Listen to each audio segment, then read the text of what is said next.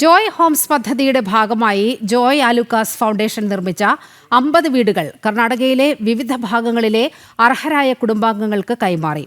ബംഗളൂരുവിലെ നിംഹാൻസ് കൺവെൻഷൻ സെന്ററിൽ നടന്ന ചടങ്ങിൽ കർണാടക ആഭ്യന്തരമന്ത്രി ജി പരമേശ്വര താക്കോൽദാനം നിർവഹിച്ചു. Joy Alukkas group chairman doctor Joy Alukkas ചടങ്ങിൽ അധ്യക്ഷത വഹിച്ചു. ഇതുവരെ 414 വീടുകളാണ് ജോയ് ഹോംസ് പദ്ധതിയിലൂടെ കേരളം, കർണാടക, തമിഴ്നാട് സംസ്ഥാനങ്ങളിൽ നിർമ്മിച്ച് അർഹരായവർക്ക് കൈമാറിയത്.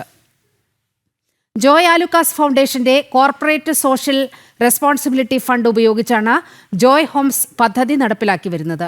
പദ്ധതിയുടെ ഭാഗമായി തെലങ്കാനയിൽ 50 വീടുകൾ കൂടി നിർമ്മിച്ചു നൽകുമെന്ന് ജോയ് ആലുക്കാസ് ഫൗണ്ടേഷൻ പ്രഖ്യാപിച്ചു.